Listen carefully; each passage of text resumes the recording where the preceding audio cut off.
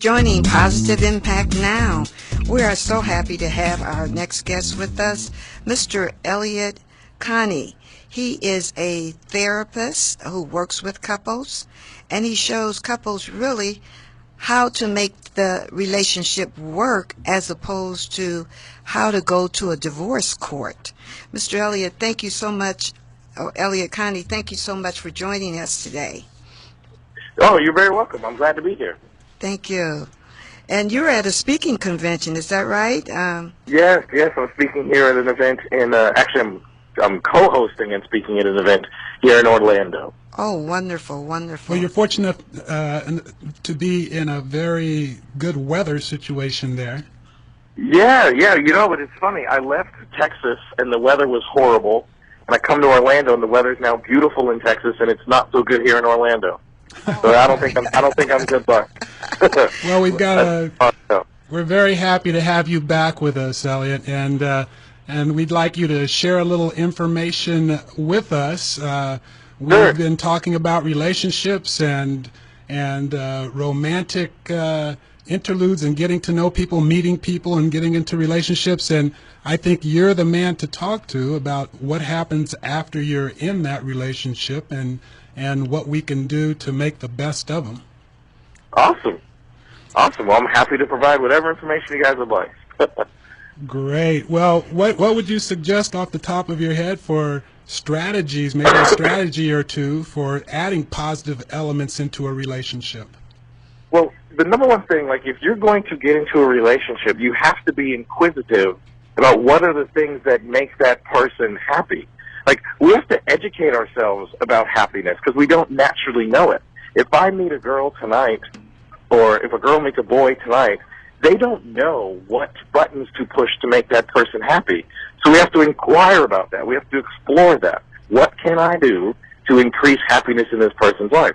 And the beautiful thing about relationships is when you do that, the person you're inquiring about and making happy almost has no choice. They respond by doing things to make you happy and increase the joy level in your life. That's why we call it relating, because we relate. And we know it's true because if you go home, and everybody listening and everybody in the world, this is true. If you go home and purposely push your partner's buttons, they're going to reciprocate that. So the equal and opposite response is just as true. If I go home and push my partner's positive buttons, they're also going to reciprocate that. We can pick happiness just like we can pick a fight. So why not pick happiness? Oh, I love that. Every time you speak about it, and in your book, The Solution-Focused Marriage, it is so beautiful. And it's so simple, it's almost not noticed. But you're right. With every word, with every thought, with every behavior, we have that choice, do we not? We do. We absolutely do. And it seems very clear that what you're saying is it's not what have you done for me lately, it's what can I do for you? What can I do to make her happy? Or what can I do to make him happy? And you're thinking about the other person, focusing your thoughts on them. That is exactly right. I did not get married for me. I got married for her. And I'm going to work and serve for her and expect that when I do that, it's going to be reciprocated. And like I said, it's totally true, because if I were to irritate her, she would reciprocate it. That's why we call it relating, because we relate. It is relating. So I want people in my world to relate with me positively. So that means the onus is on me to relate to them positively. And I almost remove their choice, because once I do that, they're going to relate to me positively. I think that puts the relationship into a whole different dynamic, and I can very much identify with what you're saying, because now it's not. I mean, how many of us have had the friend come, oh, that person doesn't make me feel this way, or they don't make me feel that way? Well, it's not about that. How are you making them feel? And that's what people like to say. They like to say, oh, Jim is not making me happy, or Tom is not doing, but like you said, what are you doing? But I think it's powerful from the point of view of not really worried about the response of the other person as much as understanding what you're doing, what kind of world you're creating for yourself. If you're looking at people around you trying to enhance their encounter with you and making it a happy pill, as you said, making them happy, it's going to be dynamic. That's right. And it has no choice but to be. Like, it must be dynamic and joyful. And why wouldn't we choose that? Like, it shocks me in my work clinically, or even just like living subjectively as a human, how many people accidentally choose to live an unhappy life. Without even knowing it, we do it. And it's crazy. It doesn't have to happen. Well, that's the key, accidentally. I don't think they're consciously thinking about it. And to hear you say it, it becomes very powerful. And Right. and people are thinking, yeah, right, I could choose to be super nice or extremely understanding and get that different response. You probably That's shock right. the other person, but And by doing that, you choose to be happy. Why not choose to be happy?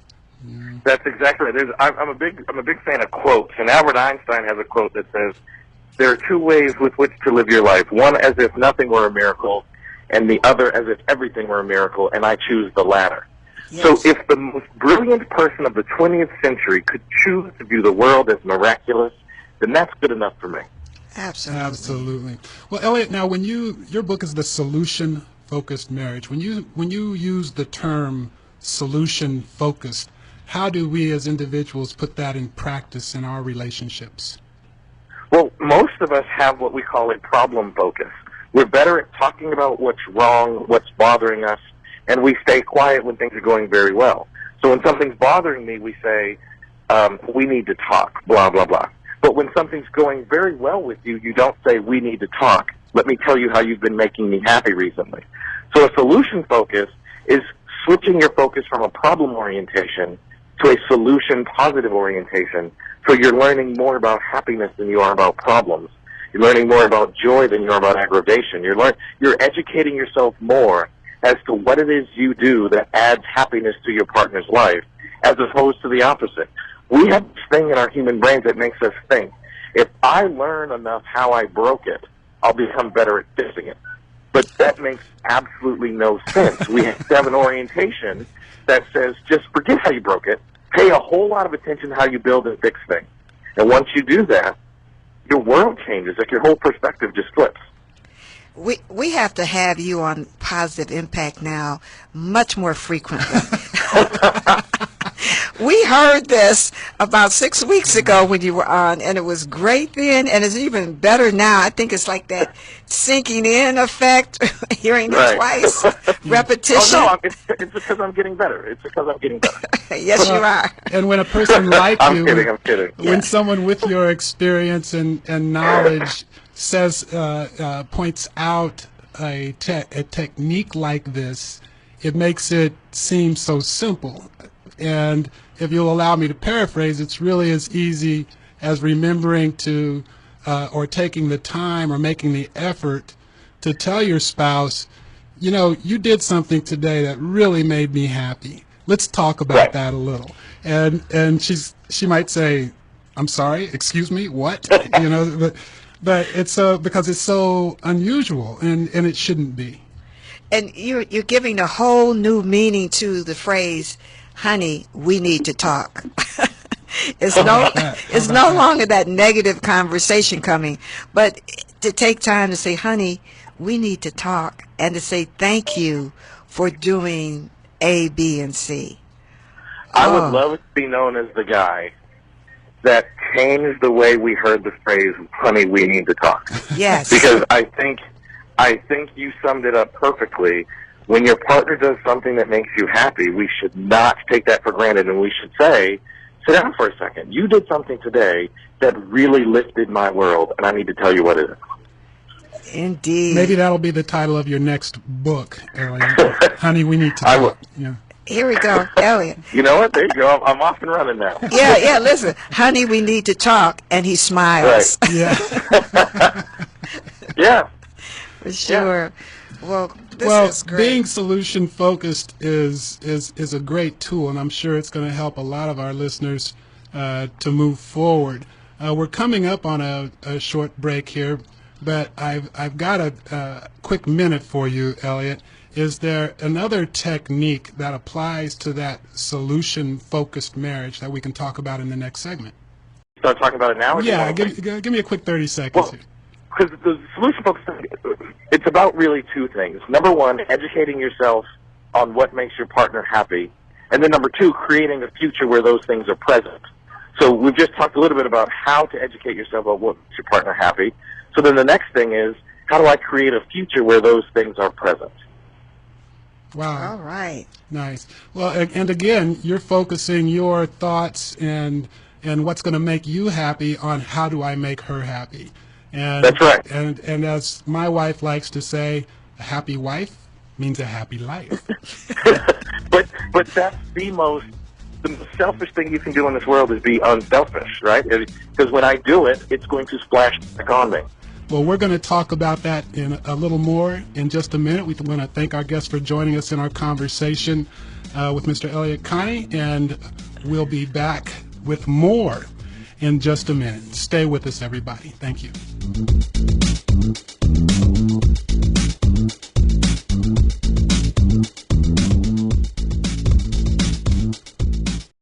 Welcome back to Positive Impact Now. We are so honored to have with us Elliott Connie, who is the author of a book called The Solution Focused Marriage.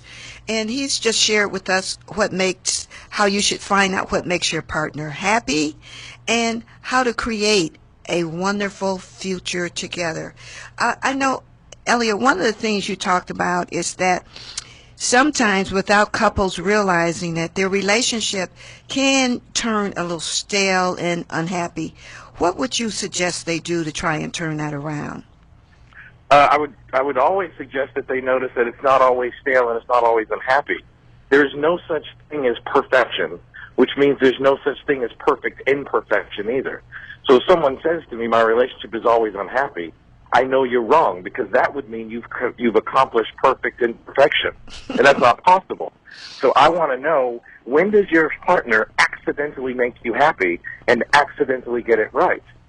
And then you'll start thinking, you know what, a couple of weeks ago, my partner did this, like they did the dishes for me, or cooked the dinner for me, or watched the kids, or whatever the case is. My partner did this thing that they didn't even know how much I appreciated it. Well, did you tell me you appreciated it? Well, no, because I was mad at them. Well, why? If you told them you appreciated it, you're likely to encourage that person to do more of that behavior, and then your relationship would cease to be stale or negative or unhappy, wouldn't it? Okay. I get it. And you mentioned earlier that you like old sayings, and one of the old sayings that I think pertains very much to what you're saying is that, I can think of two things, actually. The first being, if you're only looking for the bad things, pretty soon that's all you see. And fortunately, that works in the reverse as well. If you really start looking for the good things and the things to compliment, and honey, we need to talk about the good things, it works the same way. And the second thing that I was going to talk to you about is people do have a tendency to project what's going on today indefinitely into the future, I think. And that happens in business, and it happens in personal relationships. When things are going well, they think it's going to last forever. And it's not. And it's the same thing is true when things are not going so well.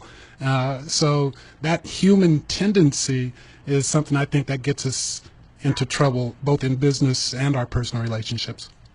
Yeah, I totally agree. And you said something that sparked something for me. There's a video on YouTube that I think everybody needs to watch. If you want to understand how broken human thought is, you need to watch this video. It's called, there's a phenomenon in human behavior called perceptual blindness, which basically means we only see what we're looking for. And there's a video on YouTube that I hope every listener goes and watches. And what this video is, it's about 8 people, half of them wearing black T-shirts and the other half wearing white T-shirts, and they're passing basketballs back and forth, 3 or 4 basketballs being passed back and forth. And your job, as you're watching this video, is to count how many times the people wearing white T-shirts pass the basketball.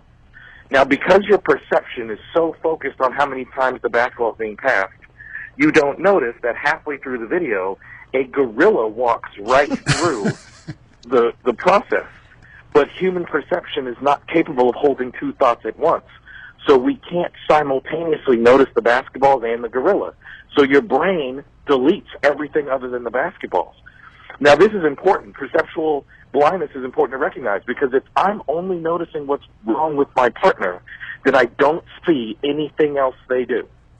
And that's a problem. How Yes. huge is that? Yes. It is. That's a really huge thing, I think. And I think there's so much truth in that. It's one of those things that just sort of... And especially, it would be so easy for someone to go home today and start utilizing the practice of saying, I'm only going to notice the good things. If it's just the other partner coming in saying hello, start, at least they spoke. That's good. That's a good thing. And just really drag every positive thing out until it becomes an easier activity. And then, of course, while one person is busy criticizing the other, they should look at themselves and say, well, what am I doing that's positive and good and giving happiness to my partner? That's exactly right. And that, you guys have just summed up a solution-focused perspective. We're focused on the things that work and are positive and are right and that we want repeated instead of all the problems. And all we did was start thinking like, what's right with my partner and what's right with the way I treat my partner. Once you start thinking that, you have just solved your relationship problems. You know, I've seen in so many different writings and heard on so many different occasions where people in long-term relationships who have been married or together for many, many years say, will tell you, you know, you're going to experience periods of time when you don't even like each other. But, you know, hang in there, stick it out, stay together, and it'll work out and it'll turn around and you'll get past it. And my perception of that has always been, gee, is it really wrong to pretend? And I wanted to find out your feelings on that. If you're in a frame of mind where you're feeling unhappy and you're not pleased with your spouse, is it okay? You know, I mean, I get the solution-based thing where you really focus on making that person happy, but is it okay to pretend that everything's okay? I wouldn't say pretend, because pretend means I really don't like you and I'm pretending to like you. So pretend kind of validates the negative. I would say acknowledge, because even if you don't like your partner, remember, we can't be perfectly imperfect. So even if I don't like my partner, I don't want to pretend that I like them. I want to find the nano piece of them that I still like.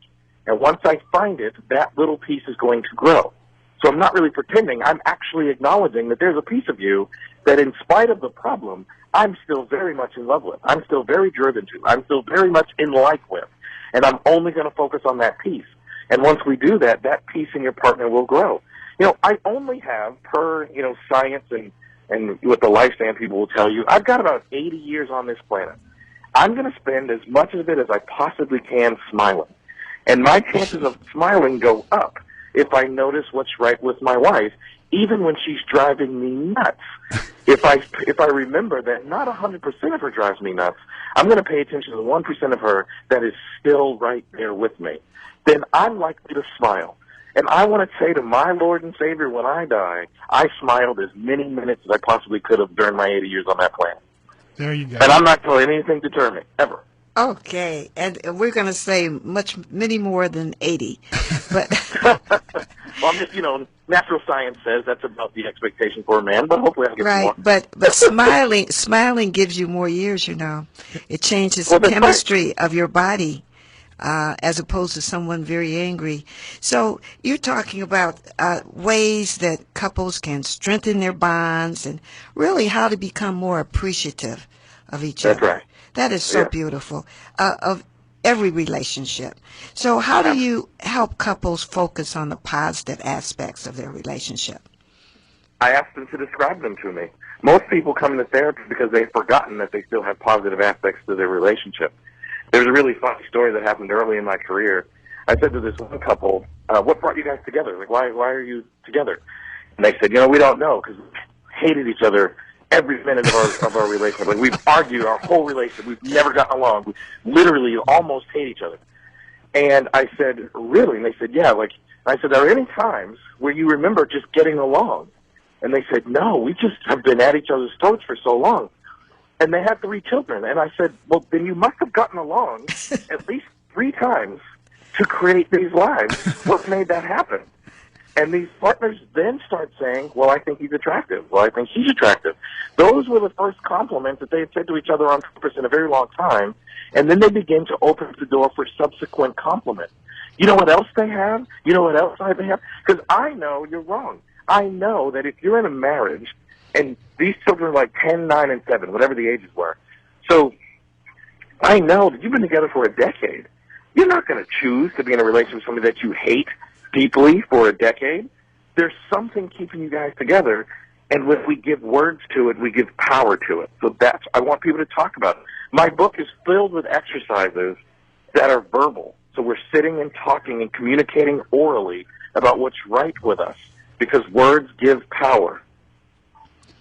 Words are power. It sounds so right. You know, I think it's so many times with people in general, one person thinks if I just do a motion, a behavior, then that expresses my thought. Another person feels, well, if I hear it, it expresses my thought, or if they tell me what it means. And I think so many times words, it's nice to know, well, you know, I might hug you good night every night, but are you ever saying anything to really make them feel happy or to make them feel better so that they can reciprocate, do the same right. for you? I mean, words are strong. People have died. We fight wars over words. Words are incredibly powerful, and they're a weapon that we all possess. So we have to master them. We have to use them. We have to articulate and eloquate ourselves so that people understand how deeply we feel for them. And as humans, we're much better at doing that negatively. It is really easy. I could ask anybody on earth to go curse somebody out. We know how to do that. But unfortunately. Right. I make my career asking people to go lift each other up, complimenting, and people often say, like, that makes me uncomfortable. No one has ever told me that cursing someone out makes them uncomfortable. But we have to learn to use our powers, learn to use our words for the powers of good rather than the powers of evil. Right. We first have to learn that they're powerful. We first have to learn that this is a 12-gauge shotgun that you have. Use it well. Use it wisely. Absolutely. That's a beautiful thought to wrap up with. Use our words powerfully, and this is Elliott Connie with the book, The Solution-Focused Marriage. Absolutely, and you can find out more about Elliott and his book and how to get in contact with him and how to find his book on our website at positiveimpactnow.com. Elliott, thank you very much for joining us, and we'll look forward to the next time that you're on. You're great. Thank you so much. Join us again. Guys. All right, thank you, and bye now. Stay more positive impact now.